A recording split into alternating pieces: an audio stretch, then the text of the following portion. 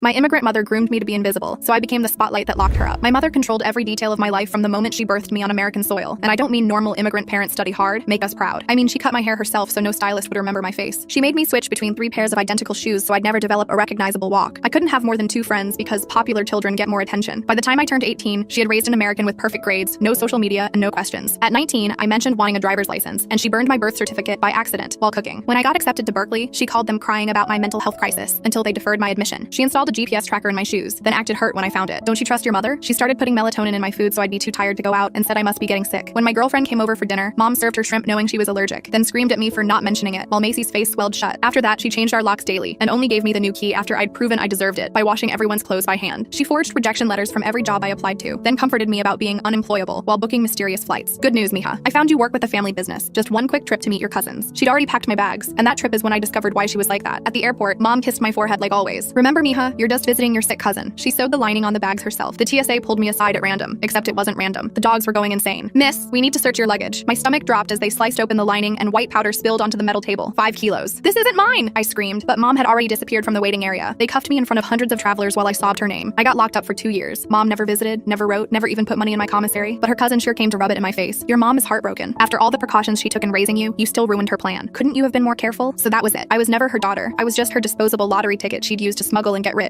That's when my tears stopped. As soon as I got out, I'd show her what disposable really meant. 2 years of prison taught me patience. When I got out, I played broken and begged for forgiveness, cried about needing family. Mom took me back, suspicious but desperate since she needed money. I'll give you one more chance, mija, but this time, you'll do it right. She scheduled another Colombia trip and started her routine of packing my bags, but she didn't know I'd kept my DEA handler's number, or that I'd learned her melatonin schedule for every night. The night before our flight, I made dinner while mom supervised my packing. You've learned your lesson, yes? She asked, folding clothes around vacuum-sealed packages. I nodded, the broken daughter act perfected. Then I brought her tea. For your nerves, mama. She drank it without suspecting anything, and within minutes, the Ambien I'd crushed inside hit her hard. She slumped over my suitcase and I got to work. First, I opened her carry-on, the one she never let me touch, and found her vitamin bottles. I emptied them and filled them with the white powder I'd scraped from my own suitcase lining, the one she just packed. Then I made sure my suitcase was clean and sent my DEA handler a short and simple text. Mom woke up an hour later all confused and groggy. I told her, you just fell asleep, must have been exhausted. I already finished packing. She nodded, fooled by my perfect daughter act these past few days, and then went back to sleep. The next day at airport security, I went first as always, clean. Then mom walked through and the scanner beeped. Ma'am, please step aside. Her face went from calm to panicked when they opened her vitamin bottles and powder dropped on the table. I was watching everything from far away, and my mom turned to look at me in anger before saying, those aren't mine. My daughter must have, but an officer interrupted her by tying her hands behind her back. My DEA handler was standing right there and explained, we already know that your passport is fake and that you're carrying $20,000 worth of emergency cash. You're under arrest. The invisible woman suddenly became the very center of attention. She screamed my name and then ordered them to free her because it was all her daughter's fault. I just turned around and went to board my flight, you know, since my bags were already packed. My mother was deported and locked up for 20 years for grooming a minor into helping her illegal business and trying to smuggle items over the border. But me, I was an American citizen and slowly rebuilt my life in the land of the free.